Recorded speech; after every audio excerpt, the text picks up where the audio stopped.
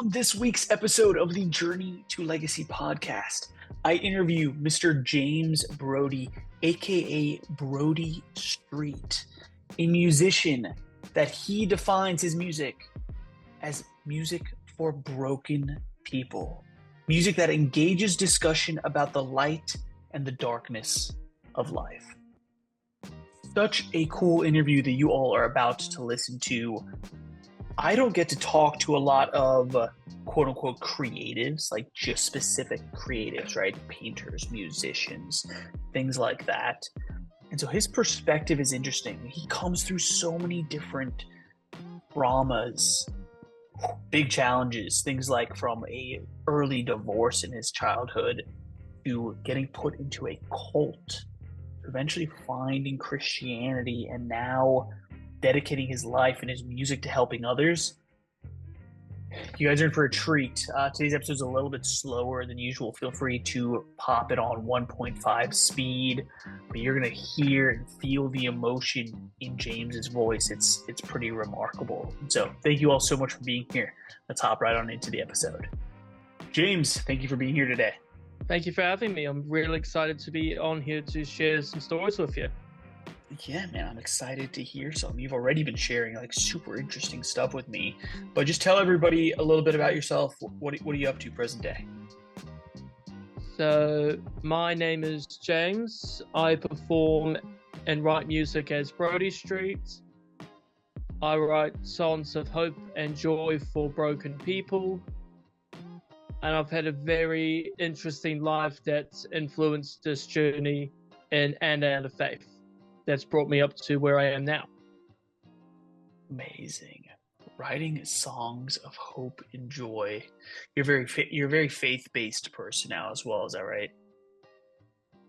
Yes, I am Christian, and I've had my battles in and out of faith growing up, and even being the grown-up. Sure. I mean, I think a lot of us can relate. But you've gone through some pretty intense things that we'll dive through.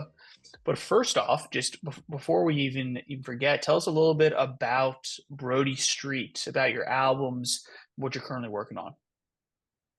So Brodie Street is the vehicle I use to share those songs of hope and joy with people. I wrote my first album when I was 17 and put it out the following year called Ocean View. That was 2014. Did a dance music album called Mythologic in 2017, which was a bit of a misstep, but it was there for the season that was needed. Sure. Then Shadow Theory last year, which talked about the pandemic and some of the darker things I'd been through. And now we're about to release, or possibly will have released by the time this recording is out, The Flicker Hills, which is coming into hope and joy out of those dark places where Shadow Theory left off. Amazing. Started your music career there in 2013, 2014.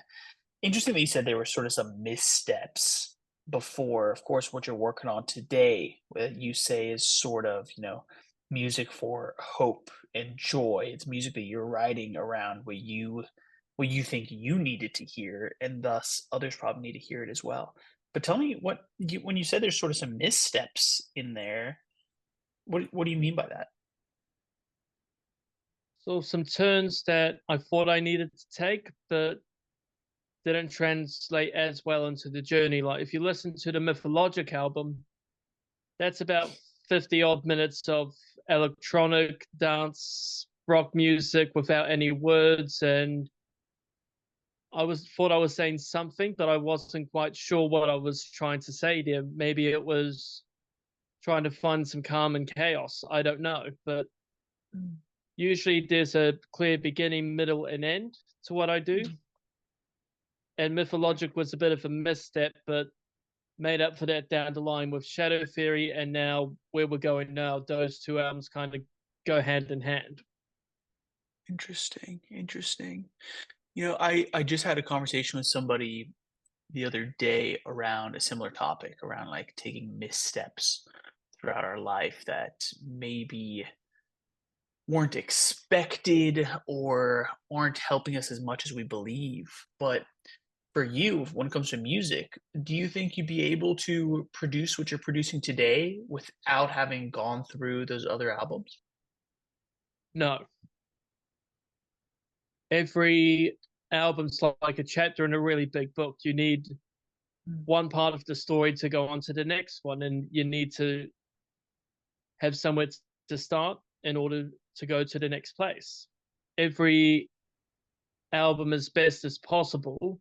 I try and Mm. have a clear end point to pick up from when I'm working on the next thing. So holding back the years on Shadow Theory, for example, it's like these years can't hold me back, this darkness can't hold me back.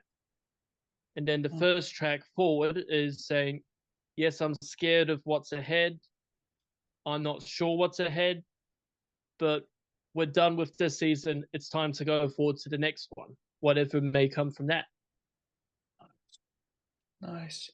That's great that you're almost, your music is about your journey. So that's why I think it's just interesting that, I wanted to highlight there that you said missteps, but there just now, you say yourself that it was needed, right? It took you on the path to where you are today.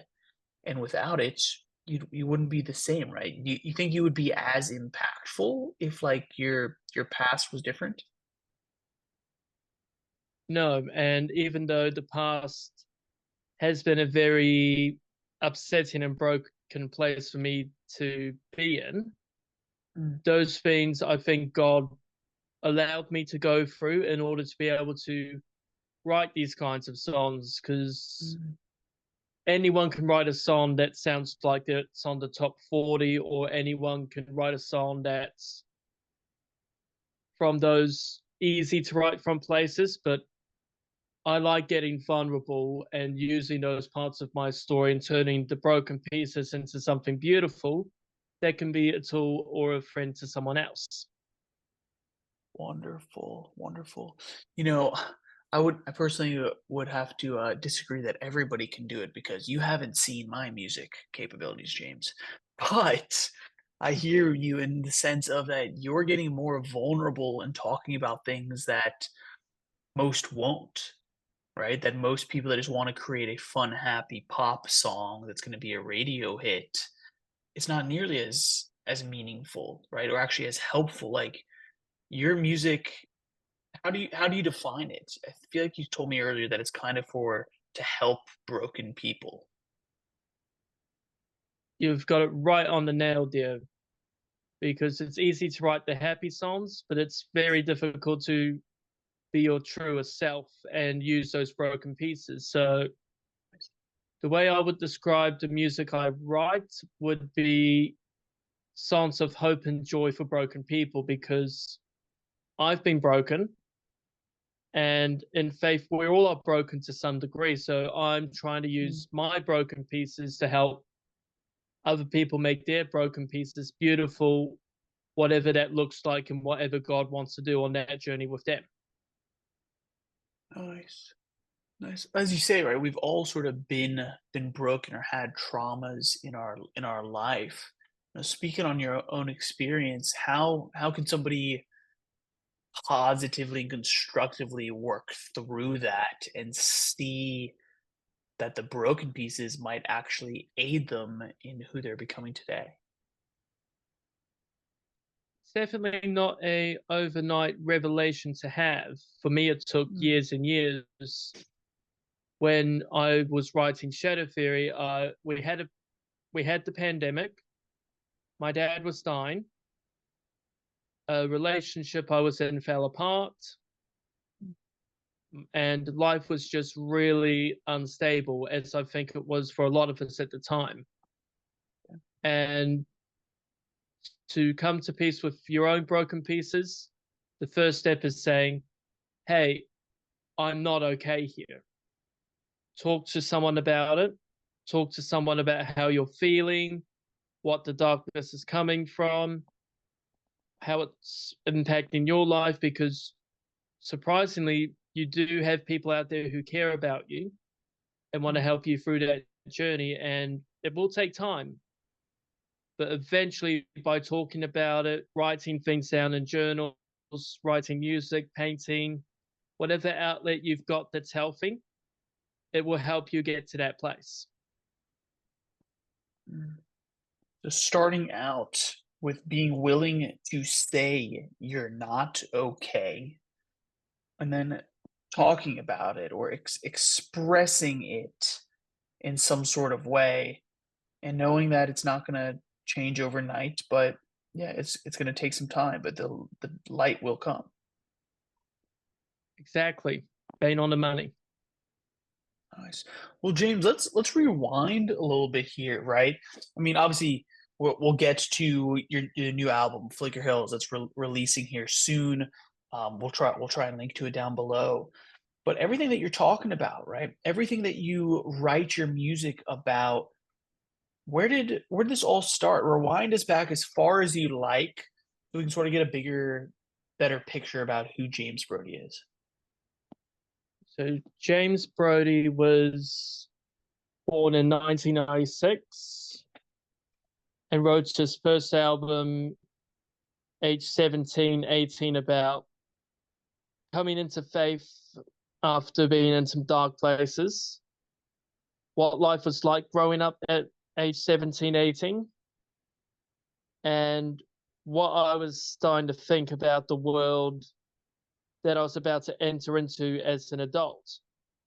Those songs to me were never meant to be released, but Troy Smith, who is one of my childhood best friends, was nudging me to put them out there, and made the argument that, hey, this could be cool, might help some other people. So I took his advice.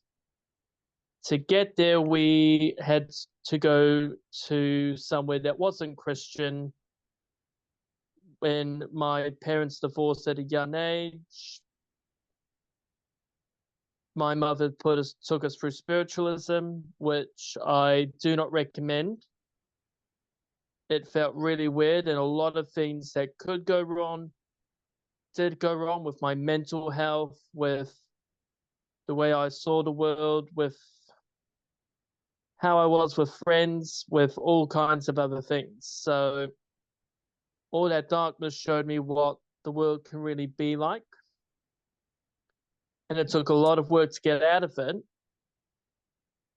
But as I started writing songs, and throughout my childhood, I was involved with the Future Tierra Trust, where I'm now part of the creative team. I started using acting, music, and the arts to get out of that place and to be able to vent and talk about those things in a healthy way. So that's sort of the summary of where I've been. Let's pause to get to that first space. Yeah, let's pause right there. I mean, there's a lot to unpack. Coming from, you said parents divorced when you were young. Your mom took you all into spiritualism, which you described to me as almost a cult-like program, regime, whatever you want to call it, all the way until where you actually found God, turned to Christianity at 17, 18, and that's where you released your first album that you never actually planned to release, but a friend urged you that maybe it will help other people. Tell us a little bit about the divorce and going into what even is spiritualism. How do you think that has sort of shaped who you've become today? Okay, so the divorce happened when I want to say,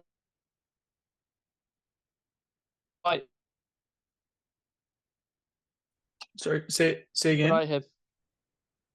So I want to say the divorce happened when I was 6, so quite early on in my childhood. And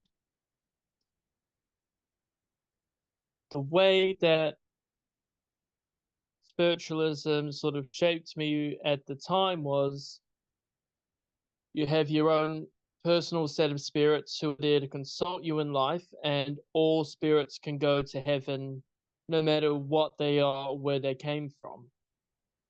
How it's shaped me now is probably the opposite effect. I have a lot more empathy, compassion, and love for broken people who are out there in the world trying to find that hope and that joy, because it's not easy to find within the world, and it's only really through God and Jesus that we can truly find that peace. So even though spiritualism, there were a lot of things that were not of God happening in there, it led me to God and made me more compassionate in the end. Working through those things led you actually to God, made you more compassionate in the end. You went through traumas yourself, which now has given you more compassion for others that are going through it also. Absolutely. Interesting to hear, at least that I've never heard of the spiritualism before, and like you said earlier, so you definitely don't recommend it at all. I mean, how was the relationship with your mom during that time, and maybe actually just afterwards as you transitioned away from that? It, there were definitely growing pains. There were a lot of times that I couldn't see where she was coming from. Hmm. There were times when I wasn't sure what the reason for all of this was.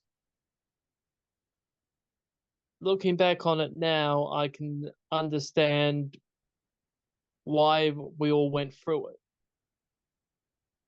But at the same time, I sort of go, yeah, we've been through that season, but we don't need to go there.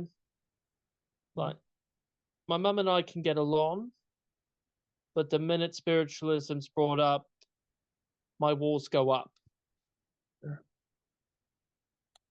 in order to Sure. protect myself. I can understand that. Something that you just said was that looking back on it now, right? You can see how it has helped shape who you are. For people that are listening that are busy going through hard times, right? That are like in darkness, I'm trying to think about like how can they realize that this isn't forever, that once the future arrives, they'll be able to look back and see how this was helpful. We actually touched on that very subject on a song on the Flicker Hills called Storms Will Pass. Uh, The second half of the chorus goes, time makes you older, faith makes you stronger, but it's just a moment. These storms will pass. I think that is a great way to capture what you were mentioning there, while being able to give it that compassion, that love, and that impact for someone's life. Because there are seasons in life and there are moments where you're caught in the storms when you're going between seasons. The storm will pass. We will be okay. Interesting seasons. You have seasons in life and storms that happen in between, sort of that transition, those seasons. But I think in your lyrics, you said it's like it's just a moment, and realizing that this moment will pass. It seems almost just easier said than done, but like how can somebody accept it, like work through that in arguably times where they feel the most down, where they feel the darkest?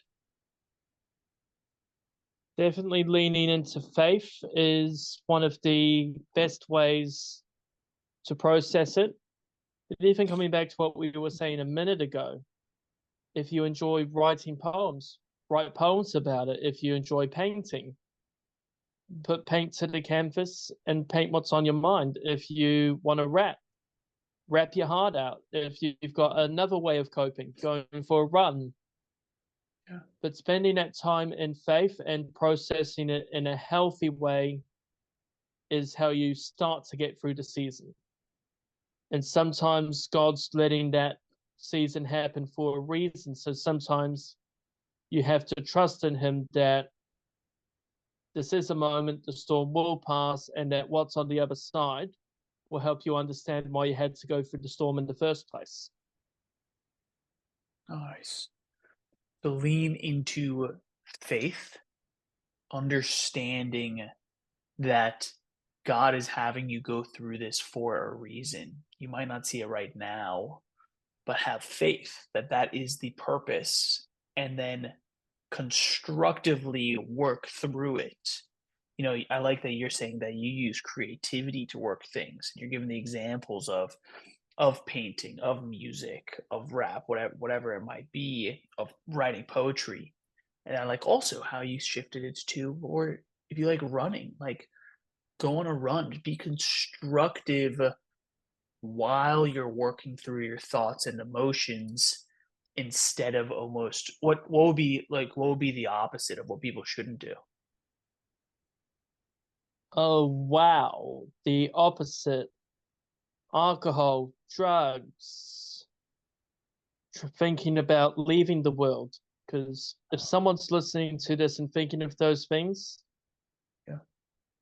there are people who would miss you if you went out of the world trying to find yourself in those places. And sometimes you don't come back the same person you were before. Mm. So the unhealthy things are the things that the world celebrates, like parties, alcohol, drugs, Mm. that sex, drugs, rock and roll lifestyle. And Yeah. I don't say those things to encourage it. They are what they are. But Yeah. if you lean further into the monsters of the world, you will become part of the monster that is the world. Oh, interesting. Interesting. If you lean into those monsters, you will essentially become them. So true.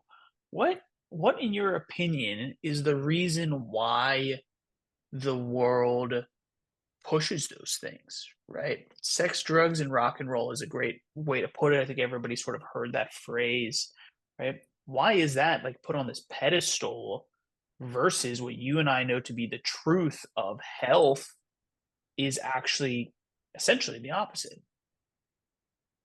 Exactly. Like even when I'm touring and I'll be going out again soon, that's sex, drugs, and rock and roll is never around what I do. It's music, hot chocolate, and in bed straight after the show with Nice. only yourself. But I think the reason why the world celebrates it is because the world is lost. And you're seeing that a lot Oh, more now than it ever has been with mm, politics and with extremism and everything else. The world is lost without a direction. So if the world can figure out somewhere to land, they're going to land there because they don't know any better. God gave the world free will. This is what they've done with it. mm, So I think the world is quite lost, and it's a very disorientating time to be lost if you're in the world. yeah, Like even as Christians, we've got to have one foot somewhat in the world to understand it, sure. because we need to understand how lost the world is in order to try and bring the children back to God. So I think Nice. the reason it's so celebrated is because the world is lost and doesn't know where to go. And as Christians, we can help some of them be found again. Nice. James, I love that, man. I love that a lot. Your perspective here, your understanding of that the world is lost. I think, and then you gave examples, right? Saying, look at politics just like that, right? Look at, man, so many wars that are going on, and on people battling each other over religion even. Like the world is lost. I think if people can realize that, internalize it, then they can start to realize as well that whatever the world is talking about or pushing on me, telling me is like cool, it's almost the opposite. Is that safe to say? I think that you're pretty onto it. If I'm told something's cool, and even before coming into Christ, I was like this, I would go in the other direction.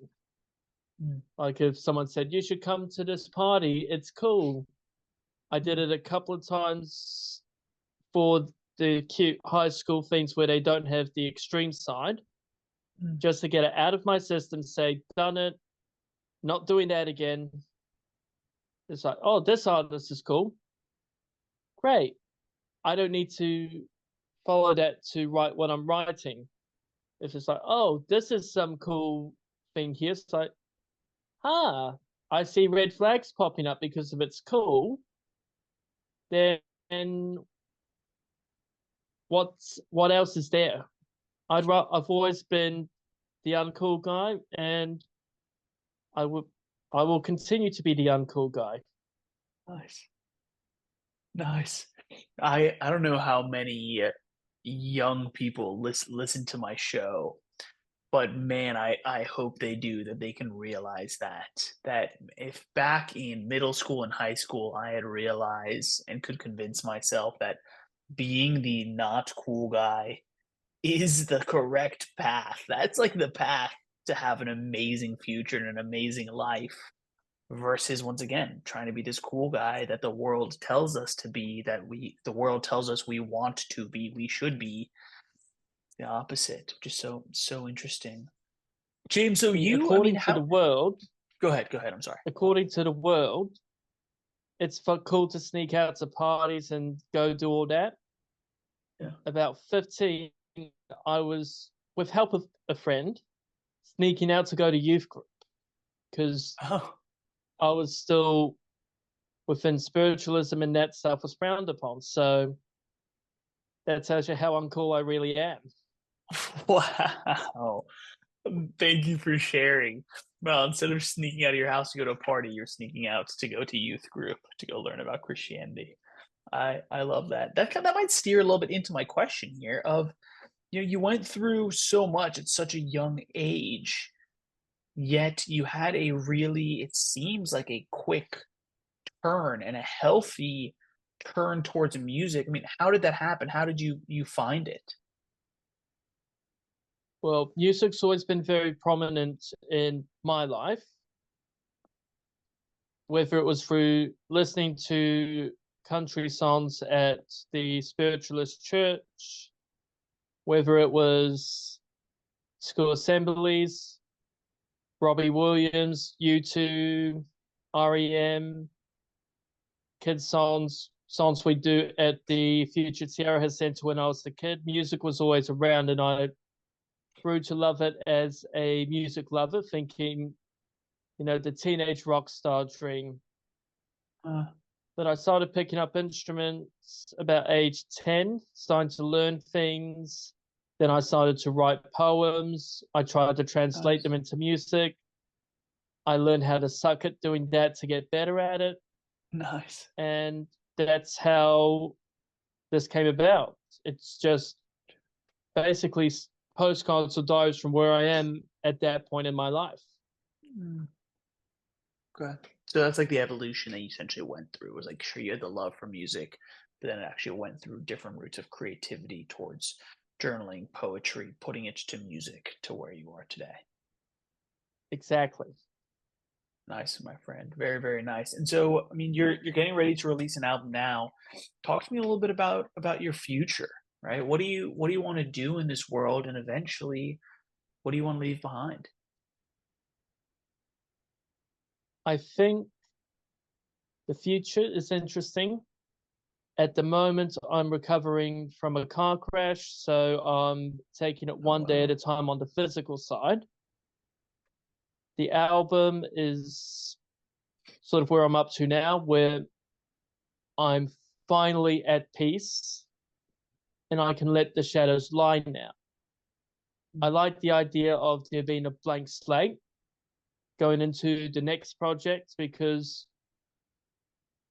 to quote one of my favorite songs from We Are Messengers, a Christian rock band from Ireland, I don't have the answers, and maybe that's okay.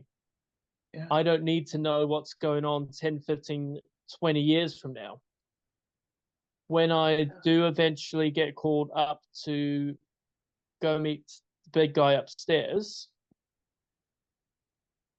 what I hope I leave behind is some music that will be helpful to people who are broken and lost, trying to get through, to give a bit of hope and joy into the world.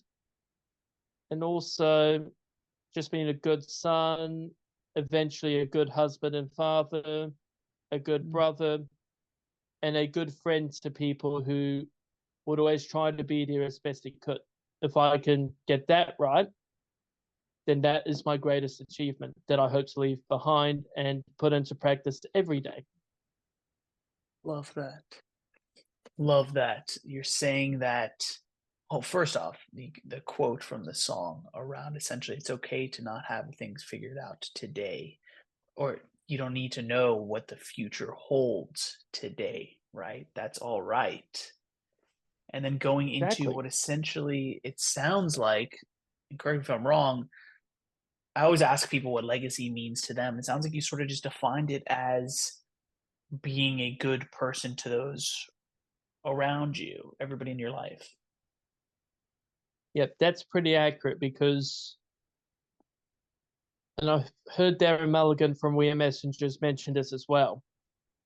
There are nice things that the world can do. Like, I don't need so many awards. I don't need the glory or the false things that come with it.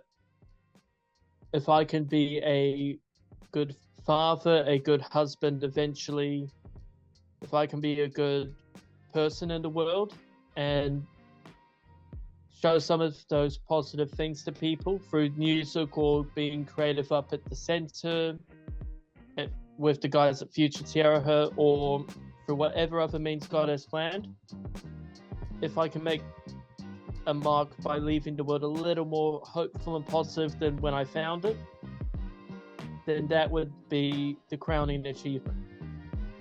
And that's a wrap, everybody. Thank you so much for tuning in, for listening. Thank you for supporting James. His new album coming out, Flicker Hills, releases on August 26th. If that is probably in the past, if I'm trying to think about the schedule of podcast releases, go check it out. There's a good chance that the link is down in the show notes in the bio. I mean, this is amazing, right? He's doing some really impactful, emotional things, trying to use his story to help others. He's making music that he says are the words that he needed to hear in his toughest times, but there wasn't really, that it didn't exist yet, right? It wasn't there for him. I'm going to go back and go listen to multiple, at least his last two albums, and really understand a little bit more of this, but so impactful. Guys, everybody out there, thank you for being here. If you're going through a tough time, thank you first off for listening. I'm happy that we're able to help you a little bit through our stories, but take James's words to heart, right? This moment right here, right now, will pass. Have faith. Keep moving forward. It's okay that you don't know what the future holds, but get a healthy outlet, whether it be art, creativity, whether it be going on a run, journaling, or talking to somebody. Get it out. Keep moving forward. Thank you for being here. From me, from the people in your life, thank you for being here. Everybody out there, thanks for tuning in. I greatly appreciate it. Share the episode. Thank you for helping us to grow the show. Until next time, my name is Wayne Veldsman, and you've been listening to the Journey to Legacy podcast.